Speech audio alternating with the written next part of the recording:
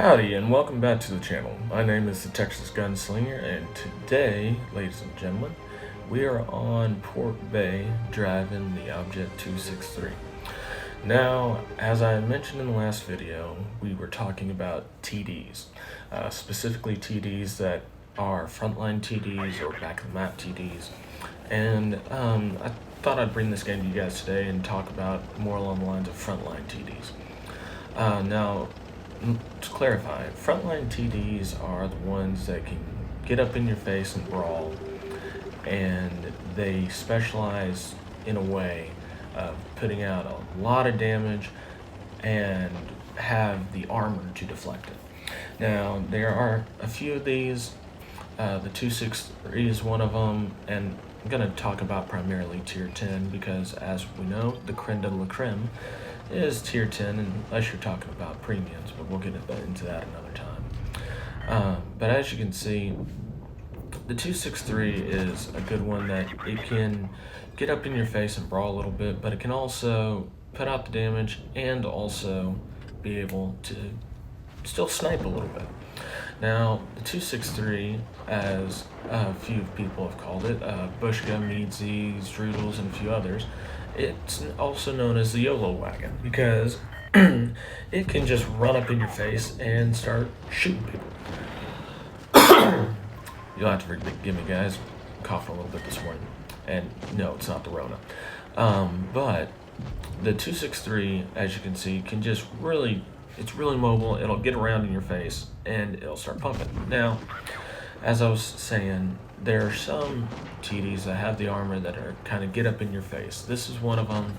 The 268 is to a certain extent. So is the Yag Tiger, the Hories, and some of the American TDs. But the American TDs are a little bit slower. The 263 is probably one of the fastest TDs, excluding the grill, and that is not a frontline TD. But as you can see, with this 263 is you can get on the flanks of people. It's got the speed to do it. The traverse, it's got more of a traverse than some TDs do, and as you can see, you just got to play it smart because we've been going back and forth. We took a shot in the side from this Hori, but we're staying behind some rocks and we're making sure that it just stays back. But you can see the versatility in the way it moves, and it's got a really low profile, which is really important on maps. Now, it can also be your detriment as well, but on a map like this, you can make it work.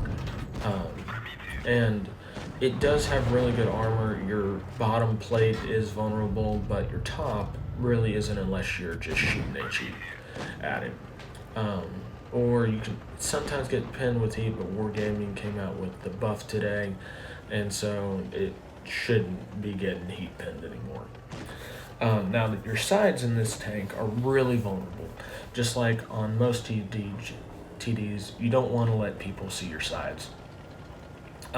Because your sides are nice and juicy, and a nice HE shell will slap you upside the head and remind you who your mama is. Now, this 1-2-1, we bounce a shot there, go ahead and take the shot and clear him, and we're sitting at a nice 3,500 damage, which not bad, but we got it down to a 2-on-2.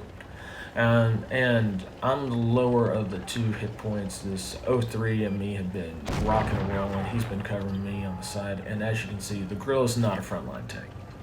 Grill, you can just pin it all day long. You'll occasionally get a troll bounce off the barrel, but we'll talk about that another time.